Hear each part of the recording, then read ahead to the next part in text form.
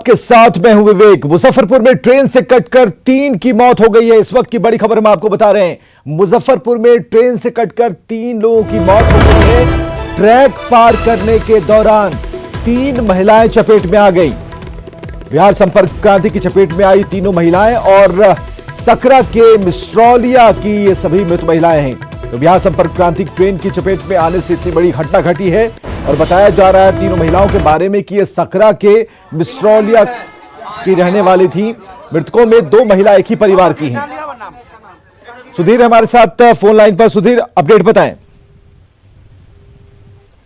ये है कि पुलिस उनके घर पहुंची है। जो ये परिवार है उन लोगों ने अपना जो परिजनों का डेड बॉडी है उसे तुरंत वहां से उठाकर और अपने घरों को पहुंचा दिया है, क्योंकि काफी विवश था। लोग बुरी तरीके से कट गए थे, तो एक तरीके से बोरे में उनका डेड बॉडी को वहां ले जाया गया है। तो पुलिस वहां कानूनी कार्रवाई पहुंची है। सकरा थाना पुलिस पहुंची है, जीआरपी के अधिकारी भी पहुंचे हैं और कराया। चलिए, बहुत बहुत शुक्रिया सुधीर हमसे बातचीत के लिए, तमाम जानकारियों के लिए। तो पुलिस परिजनों से मुलाकात कर रही है। हालांकि ट्रैक से शवों को ले जाया गया है और इस वक्त पुलिस जो ग्रामीण हैं उनकी बातों को सुन रही है, समझ रही है, उन्हें समझाने का प्रयास कर रही है।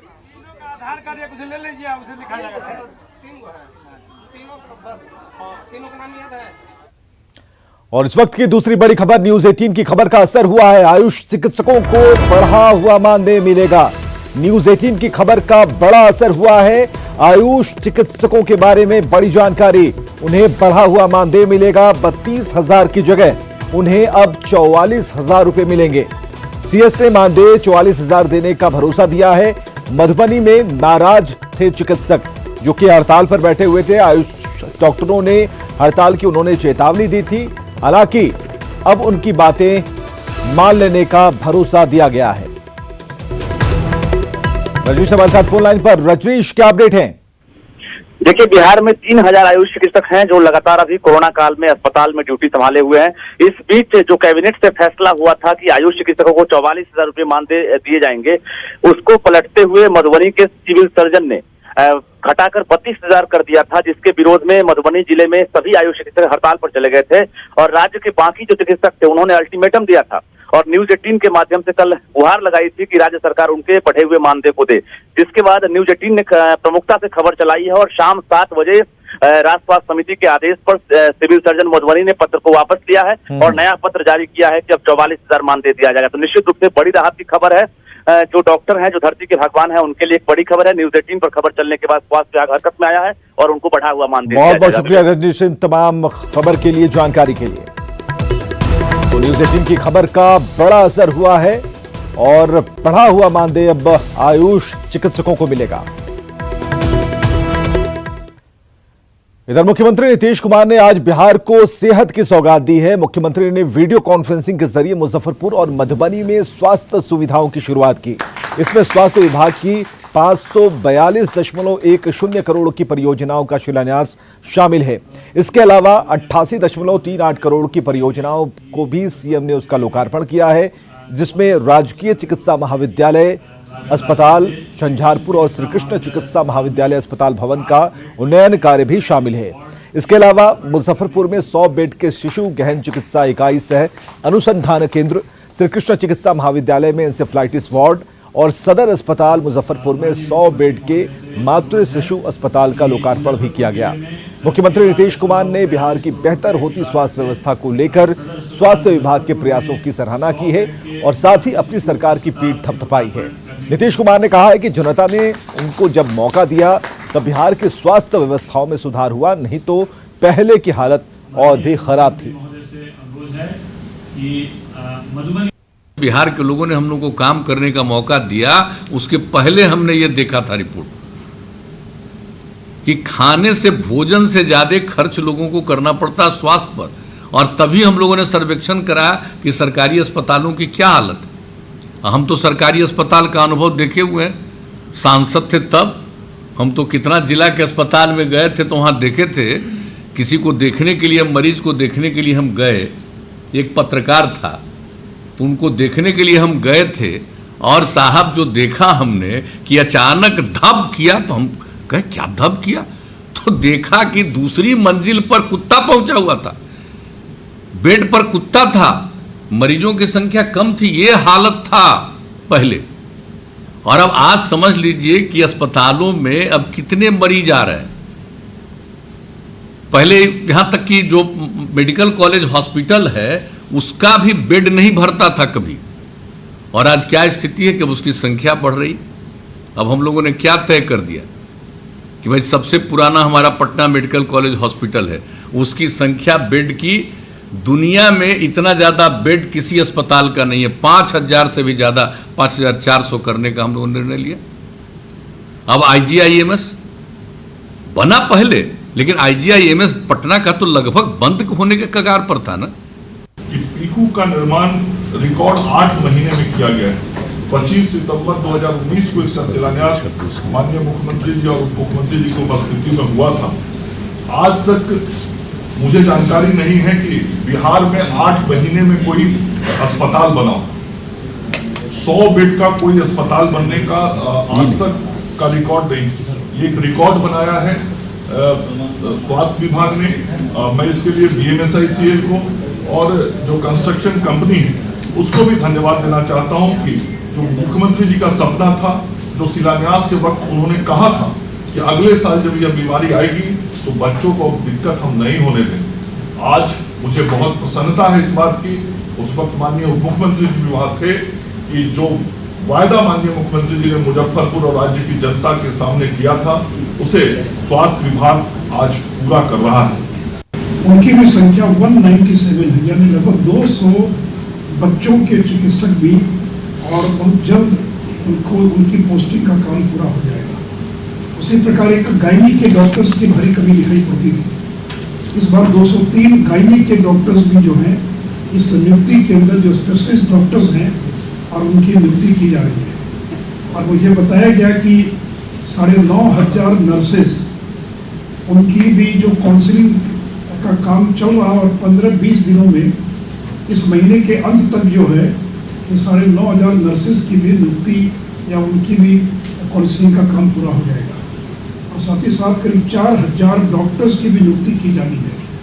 ये जो जनरल डॉक्टर्स हैं इनका भी अगले 1-1.5 महीने में इनकी भी काउंसलिंग का काम पूरा करके इनकी नियुक्ति की जा सकेगी। मैं इससे उम्मीद करता हूँ कि आगे आने वाले दिनों में डॉक्टर्स की जो भारी कमी दिखाई पड़ती है उसे हम काफ़ी हद तक हम दूर कर पाएंगे। और बड़ी खबर आ रही है, तेजस्वी यादव आरजेडी कार्यालय पहुंच चुके हैं। आरजेडी का नया पोस्टर लॉन्च किया जा रहा है। ब्रिजम पांडे इस वक्त हमारे साथ जुड़ चुके हैं, उनसे बात करते हैं। ब्रिजम, आरजेडी कार्यालय तेजस्वी यादव का पहुंचना, और बताया जा रहा है कि पोस्टर लॉन्च करने को लेकर वो पहुंचे हैं। क्या तेजस्वी खुद इस पोस्टर को लगा रहे हैं? ये पोस्टर है जो बिहार सरकार के तरफ से चिट्ठी लॉन्च की गई थी, जिसमें मजदूरों को विधि व्यवस्था खराब करने की बात कही गई थी। वही पोस्टर तेजस्वी यादव लगा रहे हैं, खुद पोस्टर लगा रहे हैं। आप देखिए किस तरह से तेजस्वी यादव इस पोस्टर को लगा रहे हैं। आपको बता दें कि देखिए इस पोस्टर पर लिखा हुआ है नीतीश कुमार बताएं, नीतीश कुमार बताएं, और पोस्टर का पूरा जो पूरा जो बातें लिखी गई है पोस्टर में, उस चिट्ठी को छापा गया है इस पोस्टर में। और ये बताया गया है कि किस तरह से बिहार सरकार ने उस चिट्ठी को लॉन्च किया था और किस तरह से बिहार सरकार ने मजदूरों को विधि व्यवस्था खराब करने की बात कही थी। ये पुलिस मुख्यालय की तरफ से लेटर जारी किया गया था, जिसमें ये लिखा गया था कि जो मजदूर आ रहे हैं उनको रोजगार नहीं मिल सकता है, वो परेशान होंगे, तनाव में होंगे, तो वो विधि व्यवस्था खराब कर सकते हैं। इसके लिए सचेत रहने के लिए चिट्ठी जारी की गई थी। उस चिट्ठी पर अब सियासत शुरू है। जो तेजस्वी यादव हैं, विपक्ष के नेता हैं, वो खुद इस पोस्टर को लगा रहे हैं और साथ ही बिहार सरकार से कई सवाल भी पूछ रहे हैं। देखिए इस पोस्टर में किस तरह से सवाल पूछे गए हैं। नीतीश कुमार बताएं उन्हें बिहारी श्रमिक गुंडे क्यों दिखे, उन्हें बिहारी श्रमवीर अपराधी क्यों लग रहे हैं। साथ ही उन्होंने लिखा है कि उन्होंने मजदूर भाइयों को लुटेरा क्यों कहा, श्रमिकों को रोजगार से इनकार क्यों, और साथ ही बेरोजगार को लेकर कई हमले किए गए हैं। और देखिए तेजस्वी यादव खुद इस पोस्टर को लगा रहे हैं, खुद उसमें पिन मार रहे हैं इस पोस्टर में। और ये पहली दफ़ा है जब तेजस्वी यादव खुद मैदान में उतरकर इस तरह से पोस्टर लगा रहे हैं। और आप देखिए ठीक आरजेडी के सामने तेजस्वी यादव विपक्ष के नेता हैं, वो खुद सीढ़ियों पर चढ़ के इस पोस्टर को लगा रहे हैं। साथ में जगदानंद सिंह जो प्रदेश के अध्यक्ष हैं वो भी उनकी हेल्प कर रहे हैं। जगदानंद सिंह खुद मौजूद हैं, बिहार के कई नेता मौजूद हैं। और देखिए तेजस्वी यादव पहली दफ़ा इस तरह से सीढ़ी पर चढ़कर पोस्टर लगा रहे हैं, यानी कि अब सियासत शुरू हो चुकी है। किसी तरह से तेजस्वी यादव इस मौके को हाथ से जाने नहीं देना चाहते हैं।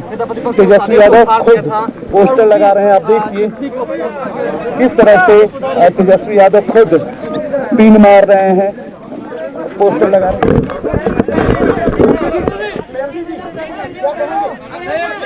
उधर दे दो, एक मिनट थोड़ा इन लोग को ले लीजिए फिर बाइट दे देते।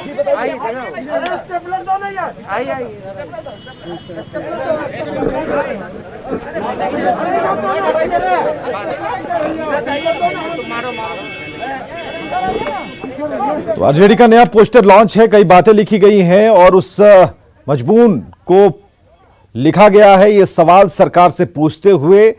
इसमें श्रमिकों को रोजगार से लेकर बेरोजगारों की आवाज उठाई गई है, मजदूरों की आवाज उठाई गई है, कई प्रश्न लिखे गए हैं बिंदुवार तरीके से। और अब तेजस्वी अपना बयान भी देंगे इस पोस्टर को लगाने के बाद। ये पहली बार हुआ है, ये पहले की पॉलिटिक्स में ऐसा होता था कि नेता खुद दीवारों पर पोस्टर चिपकाते थे, लेकिन तेजस्वी ने एक नई चीज सामने लाई है कि खुद सीढ़ियों पर चढ़कर उन्होंने पोस्टर टांगा है। और ये वो चिट्ठी है जिसमें उस बात का जिक्र है जिस पर अभी वो कुछ ही देर में प्रकाश डालने वाले हैं। तो तेज यादव आरजेडी कार्यालय पहुंचे हैं और आरजेडी का नया पोस्टर उन्होंने लॉन्च किया है। उस पोस्टर को खुद उन्होंने पिनअप किया और 5 बल्लियों के ऊपर सीढ़ियों के जरिए चढ़ते हुए उन्होंने उस पोस्टर को लगाया है, जिसकी तस्वीरें इस वक्त आप देख रहे थे। चिट्ठी में साफ तौर पे हम कह सकते हैं विश्वासघात है हर एक शब्दों में। इस चिट्ठी में पूरी तरीके से बेशर्मी है और ये जो चिट्ठी है ये केवल एक विभाग द्वारा ही चिट्ठी नहीं है, बल्कि ये नीतीश कुमार जी के अंतरात्मा की उपज है। ये चिट्ठी का एक एक वाक्य, एक एक शब्द नीतीश कुमार जी के अंतरात्मा का उपज है। देखिए नीतीश कुमार जी के 2 तरीके हैं काम करने के, एक पीठ पे खंजर भोंकना और दूसरा किसी और के कंधे से बंदूक चलाना। और हम मानते हैं कि इस चिट्ठी के डीएनए में खोट है। बिहार में महागठबंधन के नेताओं के बीच प्रेशर पॉलिटिक्स जारी है। सभी दल अलग अलग बैठक कर अपनी रणनीति को मजबूत करने में जुटे हैं। कल दिन में कांग्रेस नेताओं की बैठक के बाद रात में मांझी, कुशवाहा और सहनी की बैठक हुई। हालांकि बैठक के बारे में कुछ भी कहने से नेता बचते दिखे।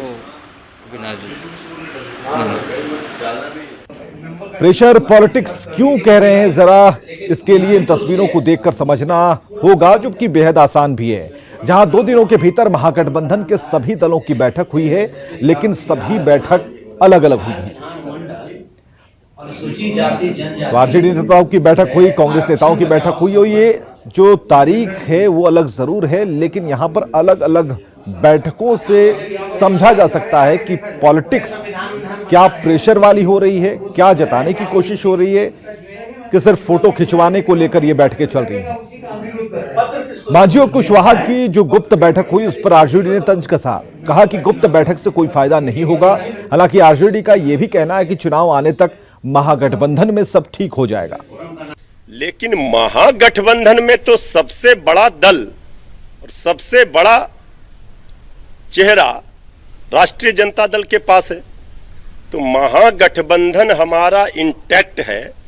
ये जो भी बैठकें हो उससे कोई फर्क नहीं पड़ता है। जब चुनाव नजदीक आते हैं तो इस तरह के बैठकों का दौर चलता रहता है, लेकिन हम लोग सब मिल बैठ करके जब समय आएगा सब चीज तय हो जाएगा। राजद, रालोसपा, हम, कांग्रेस और आरएलएसपी के बीच की जो बढ़ती तनातनी है वो बिल्कुल ही स्पष्ट संकेत है कि अगले विधानसभा चुनाव के पहले पूरी तरह से ये तथाकथित महागठबंधन अलग अलग टुकड़ों में बटा हुआ आपको दिखेगा। तो विवाद महागठबंधन में ही नहीं है। एलजेपी अध्यक्ष चिराग पासवान ने यह कहकर कयासों के बाजार को गर्म कर दिया है कि बीजेपी को तय करना है कि बिहार में किसका नेतृत्व होगा, जबकि बीजेपी साफ कर चुकी है कि वो नीतीश कुमार के नेतृत्व में अगला चुनाव लड़ेगी। गठबंधन दल के साथी हैं भारतीय जनता पार्टी। नेतृत्व किसका होगा नहीं होगा ये गठबंधन में भारतीय जनता पार्टी को इस बात को डिसाइड करना है। जैसा मैंने कहा कि मेरा पूरा ध्यान केंद्रित है, मेरी प्राथमिकता पूरी तरीके से चुनाव में हमारे गठबंधन का प्रदर्शन अच्छा रहे उस तरफ है। मेरा पूरा ध्यान केंद्रित है कि हमारे जितने भी 243 एनडीए के प्रत्याशी हों, अधिकांश प्रत्याशी जीतें, उसमें लोक जनशक्ति पार्टी की हर सीट पर अपनी अहम भूमिका हो उस प्रत्याशी को जिताने को लेकर। उस दिशा में हम लोग काम कर रहे हैं। नेतृत्व किसका होगा नहीं होगा, भारतीय जनता पार्टी जो भी फैसला करेगी, लोक जनशक्ति पार्टी पूरी तरीके से भारतीय जनता पार्टी के साथ है। और चिराग के इस बयान के बाद बीजेपी जेडीयू का दावा है कि चुनाव में 225 से ज्यादा सीटों पर एनडीए की जीत होगी, जबकि आरजेडी चिराग के बहाने एनडीए पर सवाल खड़े कर रहा है। लोकतंत्र में कई सवालों पर अलग अलग राय हो सकती है, लेकिन अगर एक सिलसिला बन जाए, हर बार ऐसे बयान आए, तो ये दुर्भाग्यपूर्ण है। और एनडीए के कंस्टिट्यूएंट के नेता के तौर पर चिराग पासवान जी को ऐसे बयान नहीं देने चाहिए। चिराग पासवान को कान में आवाज नहीं गया कि एनडीए के भारतीय जनता पार्टी के नेता ऑलवेज कहते रहे कि मेरा नेतृत्व बिहार में नीतीश कुमार करेंगे। ये तो कई बार ये बात रिपीट हुआ। जब हमारे अध्यक्ष अमित शाह जी थे या अभी जेपी नड्डा जी भी हैं, उन्होंने भी कहा कि हम नीतीश कुमार जी के नेतृत्व में चुनाव लड़ेंगे। इसमें अब कहाँ कोई कंट्रोवर्सी है। बिहार के लोग जो कुछ बोलते हैं उनका कोई हैसियत नहीं है। ये तो सब तय होगा। मैंने जो आला कमान है पार्टियों का, वो लोग तय करते हैं। इसमें न कांग्रेस पार्टी का स्थानीय नेता तय करेगा, न चिराग पासवान तय करेंगे।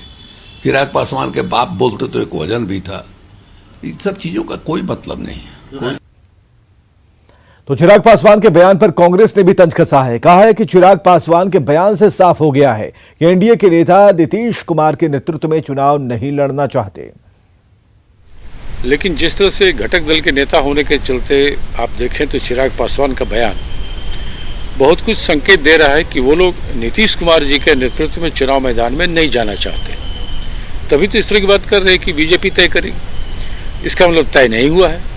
तो मैं समझता हूँ इस तरह के बयान उन लोगों के लिए भी एक जवाब है जो महागठबंधन के नेताओं की बैठक को लेकर कुछ कुछ बयान देते रहते हैं। सच्चाई है कि एनडीए में कुछ भी ठीक नहीं है और वो यूनाइटेड होकर चुनाव मैदान में जाने की स्थिति में नहीं है। और इसकी वजह है कि जनता में जो आक्रोश नीतीश कुमार सरकार के खिलाफ उत्पन्न हुई है, वो एनडीए में शामिल पार्टियों को कहीं न कहीं भयभीत कर रहा है। चलिए बात करते हैं वर्चुअल रैली की जो 7 जून को होने वाली है। अमित शाह की वर्चुअल रैली, और बीजेपी इसे रियल बनाने में जुटी है और इसके लिए रियल रैली की तरफ पूरे पटना में पोस्टर लगाए गए हैं। उसी तरह पटना में मंच भी बनाया जा रहा है। साथ ही इस रैली में प्रोटोकॉल के मुताबिक स्वागत भी किया जाएगा और स्वागत भाषण भी होगा। वर्चुअल और रियल में अंतर सिर्फ ये है कि अमित शाह पटना नहीं आएंगे, बाकी सब कुछ रियल जैसा होगा। बिहार बीजेपी अमित शाह की वर्चुअल रैली में रियल फील लाना चाहती है, इसीलिए पूरे पटना को अमित शाह की रैली से पाट दिया गया है। देखिए मेरे पीछे जितने पोस्टर हैं वो बिहार जन संवाद, इस रैली का नाम दिया गया है बिहार जन संवाद, और अमित शाह इसे संबोधित करेंगे। बिल्कुल ये अपने तरह का एक ऐतिहासिक वर्चुअल रैली होगी और बिहार में इसको बिहार जन संवाद नाम दिया गया है। देश में भाजपा ने परचम लहराया है और पहली बार इस कोरोना संकट के बीच में तो हम लोग चल ही रहे हैं, लेकिन इसके बीच में ही ये पार्टी ने अपने स्तर से संगठन के काम को धार देने के लिए माननीय अमित शाह जी को मैदान में उतार दिया है। पार्टी कार्यकर्ता पूरे तन मन धन से लगे हुए हैं और यहाँ कार्यक्रम शुरू होगा, स्वागत होगा, अभिनंदन होगा, जिस प्रकार से होता है, गीत होगा, आरोग्य सेतु ऐप चलाया जाएगा, यहाँ दिखाया जाएगा। उसके बाद से एक कार्यक्रम और है छोटा सा, फिर वंदे मातरम होगा, उसके बाद से मंच यहाँ 20 मिनट जो हमारे नेता रहेंगे वो मंच का संचालन करेंगे, फिर मंच वहाँ के जिम्मे आ जाएगा और वहाँ से सीधा संवाद होगा। और ये रैली निश्चित रूप से ऐतिहासिक रैली। ये 3.5 लाख से ज़्यादा की संख्या होने जा रही है, चूँकि युवाओं में जिस तरीके से जोश है, हर युवा मोर्चा कार्यकर्ताओं को भी दायित्व मिला है कि कम से कम 40 से 50 लोग, चूँकि मिनिमम सोशल डिस्टेंस 50 लोगों का है, हर मंडल स्तर पर ये रैली होने जा रही है, वर्चुअल मंडल स्तर पर, बूथ स्तर पर ये होने जा रही है। तो कहीं ना कहीं ये संख्या 3.5 लाख भी क्रॉस कर रही है और युवाओं में पूरा जोश है, देश के लोगों में जोश है, बिहार के लोगों पर। इसीलिए सब कुछ रियल होगा, पोस्टर भी सजेंगे, मंच भी बनेगा, मंच पर नेता भी होंगे, भाषणबाजी भी की जाएगी, लेकिन सब कुछ वर्चुअल ही होगा। कैमसन राजू के साथ विजय पांडे, न्यूज 18 पटना। और बीजेपी नेता और पूर्व राज्यसभा सांसद आर.के. सिन्हा ने अमित शाह की रैली पर सवाल उठाने पर आरजेडी पर निशाना साधा है। इस कोरोना के संकट काल में शारीरिक दूरी तो बनाए रखनी है, लेकिन जनसंवाद भी तो कायम रखना है। बीजेपी के जनसंवाद कार्यक्रम में गृह मंत्री माननीय अमित शाह जी पटना जा रहे हैं, तैयारियां जोरों शोरों से हैं, लेकिन मुख्य विरोधी दल राष्ट्रीय जनता पार्टी ने उसी समय थाली पीटने का कार्यक्रम बनाया है। लेकिन बिहार की जनता समझदार है और अब वो इस झांसे में आने वाली नहीं है।